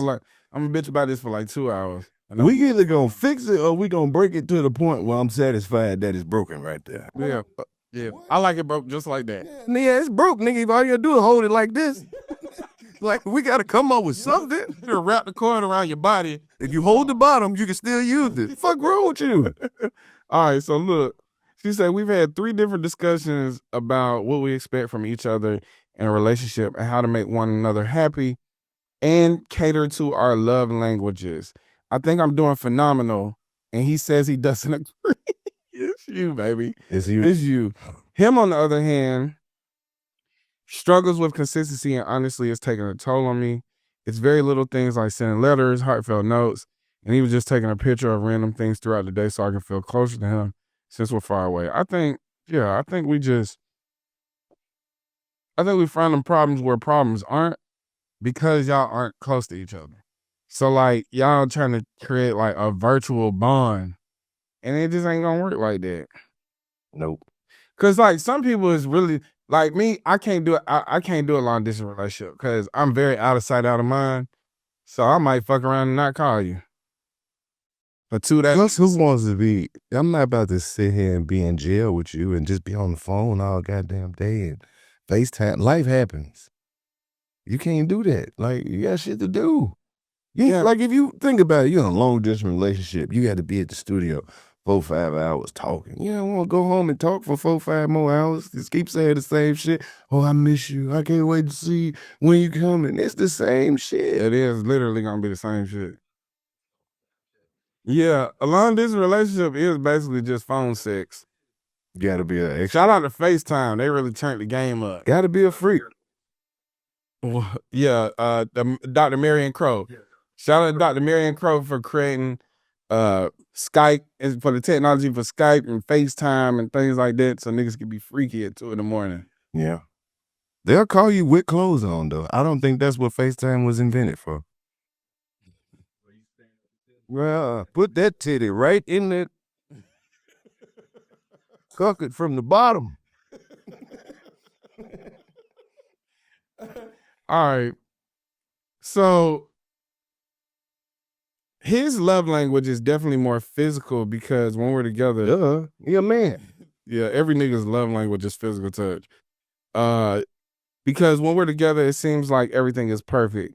He also used to check in with me more throughout the day, and now he's taking longer to respond to our text messages. Doesn't seem as excited. We get on the phone together. He does struggle with people-pleasing tendencies and is very busy with his 55-plus hour a week job. I think I'm very understanding of that. You're crazy. 55 hours a week? Man, that nigga probably leave his phone at home when he ain't at work. That's the last thing you want to see or hear after working 55 hours. Bitch, what? I know they can say that so much.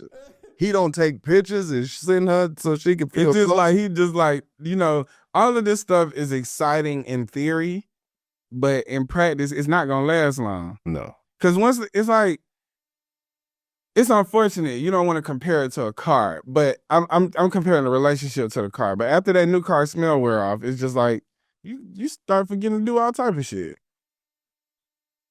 You know what I'm saying? She ruined it with the expectations. I used to throw change. You know, I used to wouldn't put no change in my car. I want my shit to stay clean. I want it to look like. But once you get used to some shit, you just you use it as it's intended to be used. It's a car. You stop trying to treat the shit like a piece of art and pristine. And you just use it for the functionality. Dry that shit. You dry that motherfucker. It's a cup holder there. Put a cup in that motherfucker. That's what they put it there. That's why they put it there. Exactly. At the same time, I have 3 jobs. Jesus Christ, this woman. What the fuck? How you... At the same time, I have 3 jobs and I still make the conscious effort to make sure his needs are met. I wonder if I take the same level of priority in his mind that I give him in my mind. You don't. I will tell all the ladies that you don't. You are not a priority in that man's mind. That man got 55 plus hours to work every week. Now, I mean, once he get the work out the way, you probably like first priority. But niggas, the main priority ain't about. His main priority getting that money for right now. She got 3 jobs. She got, and I don't even know how the fuck she got time for him. That's why she in a lot of this relationship. She making bread? Because it could be 3 bullshit jobs. Yeah, she could have 3 like bullshit. It might be why he like, man, you bullshit. I got 55 in this. Yeah, I'm putting in 55 hours. Yeah, I'm doing 12-hour days, baby. You doing 12 hours a week over here, 12 over there? Yeah. Oh, You wait tables at this spot, then you babysit, then you dog walker. that's a lot. Yeah. She says he definitely has a lot going on, and I found him to be more closed off than when we first started talking. I've discussed all these things with him because communication is key. I even asked if he's ready for a relationship, if he can't cater to me the way I need, or if he needs time to nurture himself. We have this discussion. He changes for a month and then is right back to his old behaviors. I love him very much, but this relationship isn't toxic at all. So it makes me feel like I'm creating problems out of nothing. But the truth is I'm not happy. Leave. It'll break my heart to end things, but it's really approaching that point.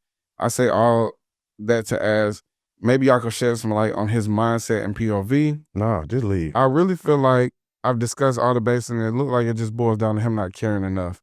Because I really believe that if he wanted to, he would, you know? No. And I'm concerned for when we're not long distance anymore, will he be as inattentive in other areas I haven't thought about yet? Thanks for taking the time to read. Any advice or thoughts are appreciated. Yeah, I think, Leave. You ain't happy. Leave. Yeah, you ain't happy. And not being happy gonna make you look for more shit that make you unhappy. Leave. Yeah, it's time to get up out of there. Fuck out of there. Go work your 3 jobs and Yeah, just hit the gym. Get that ass back fat. because the thing is too, it's like, yeah, he's inattentive because y'all not in each other's vicinity. No. It's like, the thing about human beings, we're very social creatures. Right. We like a motherfucker that we can reach out and touch. You know what I'm saying? Exactly. You know what I'm saying? Like, But if it was me, I'd break up with you. Because why are you writing an email to a podcast to get advice? What goes on in this relationship stays in this relationship. And the time you spent writing that email, you could have been talking to your man, figuring that out. You should have sent it to him. You out here asking random niggas for advice. You ready to cheat. Because how you gonna let another nigga tell you how to deal with your nigga? yeah, fuck that nigga. You failed as a girlfriend by seeking advice from other niggas. That says a lot about you. She already checked out. She That's gone. what it is. She got You already what's she doing talking to us? She done already. Come on, man. Where's the loyalty? And she's just prolonging the process. What you can do in a long distance relationship, you don't gotta see this motherfucker every day. But I think you're putting it all off on him too. Right. You putting it all off on him. And it's not even about, here's the dead thing. It don't gotta be toxic. Yes, it do. It don't gotta be toxic. Yes, it do. You Bruh, see what no, you said? You see what It you has said? to be, listen, now this a whole nother podcast. The relationship has to be toxic or it's not gonna work. I stand on that. Y'all can clip this. Y'all can argue in the comments all you want to. If the relationship ain't toxic, it's not exciting. Okay. Yeah, it gotta be toxic. You gotta have something. But what you mean? What you mean toxic? Give me an example. Toxic? Yeah. No, nigga. We gotta argue. We gotta disagree. Yeah. What we gonna work on if we agree on everything? That's true. Come on now. I think in this specific situation, You gonna have a little attitude when I get ready to go out with my partners. I'm gonna have a little attitude when you go out with your friends. That ain't gonna do shit but make us argue all night and then come home and make up. If we don't never make up, we gonna break up. You gotta have some shit. you need a little something. You bring me no sauce? Selfish motherfucker. I bet you got you some sauce. You ain't put no green beans on the plate? You know, I fuck with that. Come on now. Gotta have a little toxicity. Yeah. Or if it ain't toxic, you ain't never gonna build no bond with her mama. Yeah, because you ain't got nothing to talk to the mama about. Yeah. You need a little splash of toxicity. A little, Yeah. The whole relationship can't be. look, You need to salt baby. not like fighting in Walmart parking lot toxic. Can't be running over the back of your heels with the shopping cart. Don't call me no bitch ass nigga. I used to do that. No, I'm doing that in the middle of we and Dixie though, like we might have hit. No, come on now. I hit your ass in here. We gotta be a good time. Hey, take that off. Take that off. Yeah. They love that. They love that toxic. That's what keep the shit going. Yeah. Cause then like you can eventually like You can fight. you can pull it back and then make it look like y'all progressing. Remember when you first met him? That's like, yeah. It's gotta start off a little toxic so you can show progress. First member I ain't even. You remember how mad I used to get about shit like that? You changed me. Yeah, I ain't even used to wear socks. That's what I'm saying. It gotta be a little. Show me a better way. Come on, man. I wear socks now all the time. So if it ain't toxic, it's just gonna be good. And how we gonna break up? That sound boring. Come on, man. Come on. I think the thing is like with her is that she not trying to admit is that she just don't want a long distance relationship and neither. Just say that. And look, this is the thing. I like you, and yeah, if we was together and we was in close proximity, maybe we'll do good together. But it's long distance. I think you gotta know you can't approach a long distance relationship. My cousins that don't live close to me, nigga. But you can't treat a long distance relationship like it's an in-town relationship. Ain't. You gotta adjust it to that. You got to make it a long distance relationship. Exactly. Because it's like, oh, is he going to be inattentive in other spaces? Like, well, let's not even find out. Let's just go ahead and break up and free that man and you free yourself. You got 3 fucking jobs to do. Break up before it get toxic. Yeah. You got 3 fucking jobs. All right. And this one is your 4th. Yeah. At this point, you making it a job. I would say, you know what I'm saying, free yourself. But I want to say this also. Don't take advice from me when it comes to relationships. I will fuck with the wrong person 172 times. I don't give a fuck. That's how I'm living. You want to try this shit? Try it again. Fuck it. Let's try it again. Yeah, my likes don't wear off. Once I fuck with you, I fucked with you. Give a fuck. That shit for life. Don't give a fuck what happened the last time. We started fresh. We can break up every day if you want to. So don't take advice from. What's the most toxic thing you ever experienced in a relationship? To me, or that it was done to me? Done to you. Oh. Motherfucker tried to introduce me to some niggas she didn't know. That sound crazy, don't it? Yeah. So how the fuck you gonna introduce me to somebody you don't know? You know them niggas. Yeah, that don't make sense. Exactly. Thanks. Yeah. That's exactly what I'm saying. Like some niggas. That's not even an introduction. Nah, don't try to act like you don't know them motherfuckers. You know them, and then you gonna introduce me to some niggas you don't know. That just don't make sense. That just don't make sense. Fucking that nigga, Wayne. Don't introduce You might not have been fucking that nigga, but you was fucking some niggas around that nigga because you know that nigga. Yeah, you know. It's something that you ain't telling me. And as a nigga, I've been on both sides of this game. I've been the main nigga and the side nigga.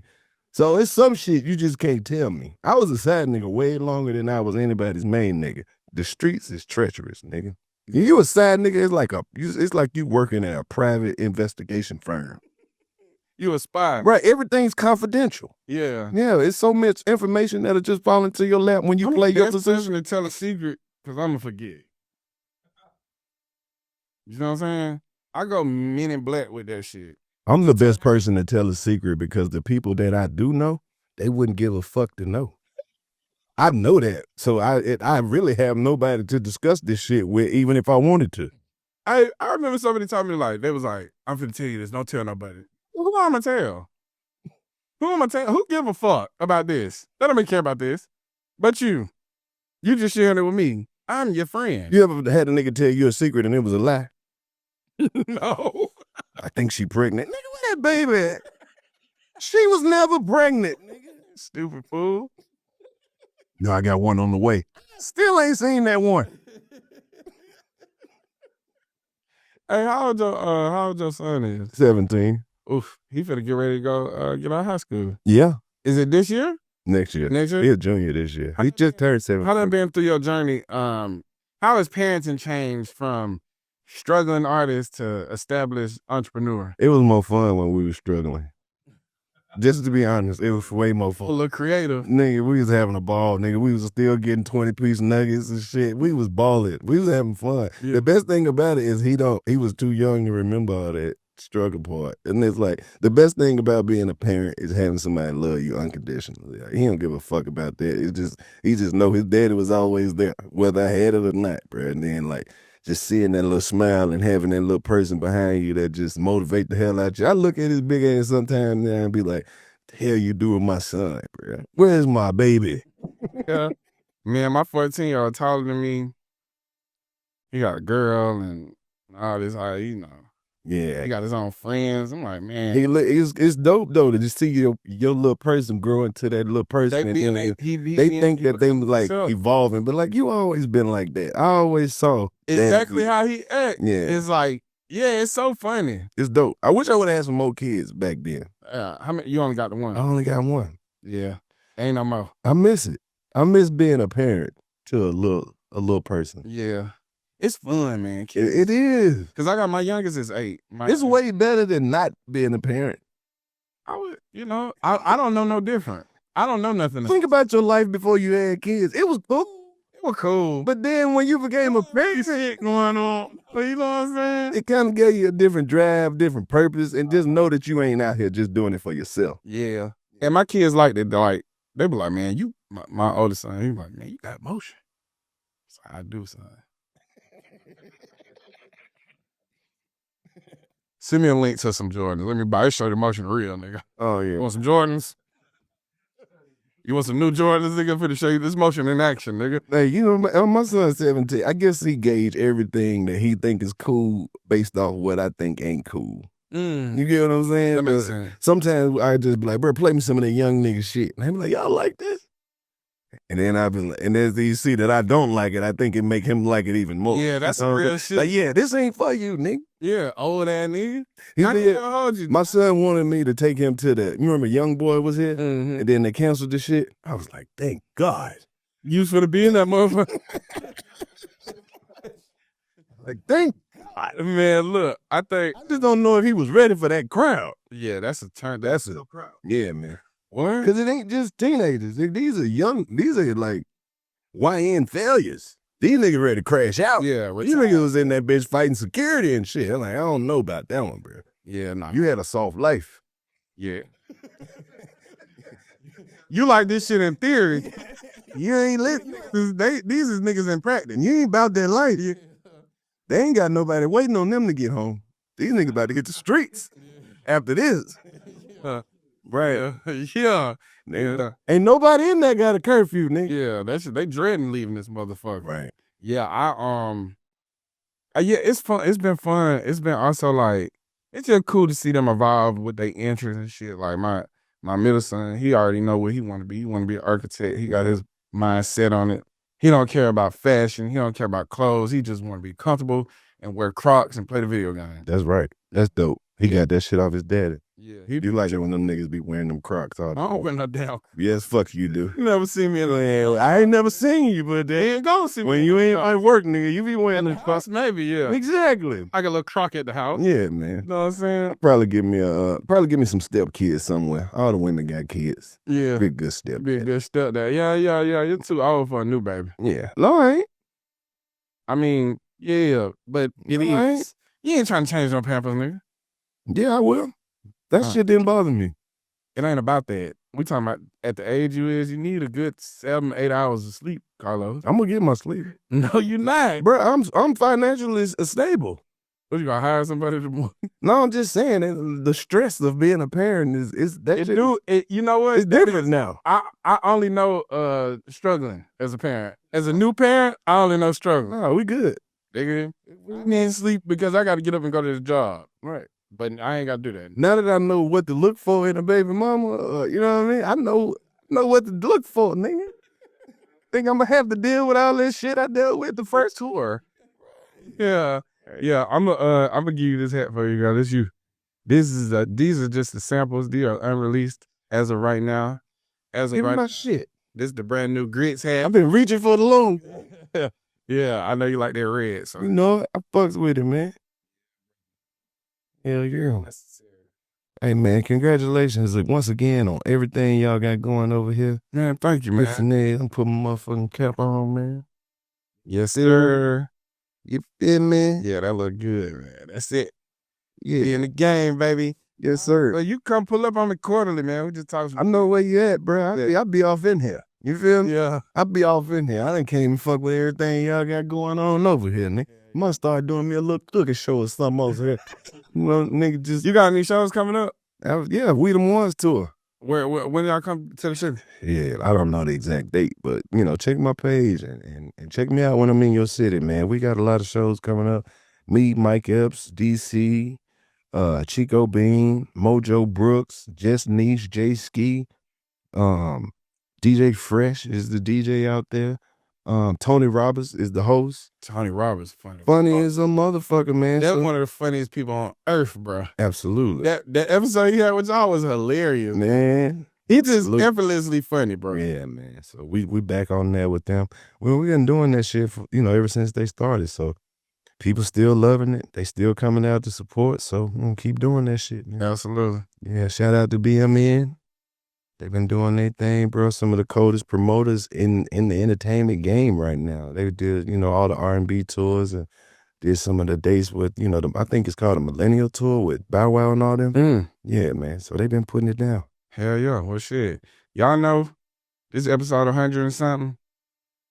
It'll be out soon. I'm your host, Deontay Kyle, but who's behind the camera? Big Ice Cup Cat. And here with Karlous Miller, man. We'll see y'all folk next time. That boy ain't got them big ass tails on today. Rap. I just want to rap, I just want to rap, man. I just want to rap. Fate was on my side. Yeah. Was my fate was on Hey, my side. Yeah. They say without the proper labor, faith don't stand a chance. I put my faith in faith and stand on fertile land. I planted seeds that'll indeed turn into trees. Be forest and peace teas get printed to me.